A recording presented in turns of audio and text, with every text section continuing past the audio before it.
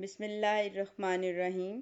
ہمارا آج کا موضوع سر سید احمد خان کا مضمون اپنی مدد آپ ہے۔ آئیے اس کا خلاصہ دیکھتے ہیں۔ خدا ان کی مدد کرتا ہے جو اپنی مدد آپ کرتے ہیں۔ اس مختصر مقولے میں قوموں اور نسلوں کا تجربہ جمع ہے۔ انسان میں اپنی مدد آپ کرنے کا جوش اس کی سچی ترقی کی بنیاد بنتا ہے۔ اگر یہی جذبہ و جوش پوری قوم میں پایا جائے تو اس قوم کو دنیا عزت و احترام کی نگاہ سے دیکھتی ہے۔ یہ فطرت کا قانون مسلم ہے کہ کسی قوم کا جو چال چلن ہوتا ہے ایسی ہی اس پر حکومت مسلط ہوتی ہے۔ عمدہ رعایا پر عمدہ جبکہ خراب اور جاہل رعایا پر ایسی ہی اکڑ حکومت ہوتی ہے۔ مشاہدے نے یہ بات ثابت کی ہے کہ کسی قوم کی خوبی اس کی حکومت پر نہیں بلکہ اس کی رعایا کے چال چلن پر منحصر ہے، کیونکہ قومی ترقی شخصی محنت، عزت، ایمانداری اور شخصی ہمدردی کا مجموعہ ہے۔ اسی طرح قومی تنزلی شخصی سستی، بے عزتی، بے ایمانی اور شخصی برائی ہی کا نتیجہ ہے۔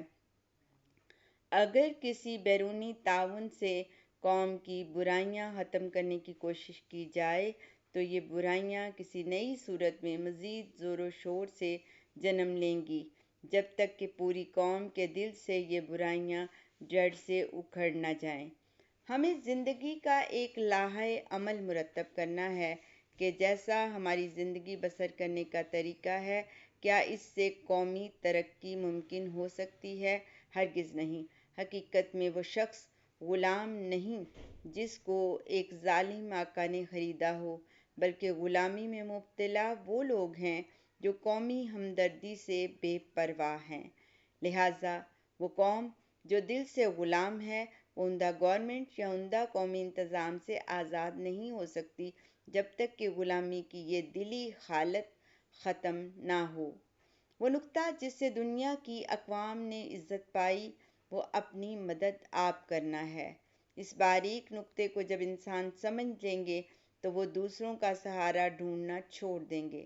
یہی وجہ ہے کہ ولیم ڈراگن نے کہا تھا کہ ہماری محنت اور ہماری آزادی ہمارے اوپر ہی منحصر ہے۔ اگر ہم اپنی مدد آپ کرتے ہیں تو ہماری ترقی اور بہتری کا اس سے اچھا اور کوئی موقع نہیں ہو سکتا۔ انسان کی موجودہ ترقی پر اگر ہم غور کریں تو یہ روز روشن کی طرح عیاں ہو جاتا ہے کہ ہر دور میں ہر نسل نے اس تعمیر و ترقی میں کردار ادا کیا ہے اور ہر آنے والی نسل نے اپنے سے پہلی نسل کی فراہم کردہ بنیاد پر ترقی کی عمارت قائم کی ہے۔ چنانچہ ہمیں چاہیے کہ اپنے ہنرمندوں، اپنے موجدوں، شاعروں، فلسفیوں اور منتظمین جنہوں نے انسانیت پر احسان کر کے اسے ترقی کی موجودہ حالت تک پہنچایا اور اپنے ملک و قوم کی ترقی میں کردار ادا کیا اور ایک بہتر ملک و قوم آنے والی نسل کے سپرد کیا، ہم اس روایت کو قائم رکھیں۔ اس صورت میں ہم دنیا میں عزت اور توقیر پانے کے قابل ہو پاتے ہیں۔